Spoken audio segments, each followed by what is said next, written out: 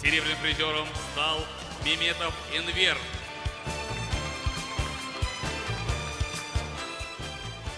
Три, два, один, старт.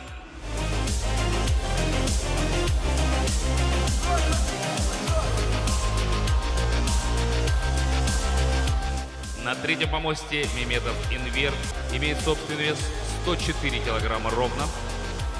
Спортсмен 89-го года рождения, воспитанник Эмирсанова.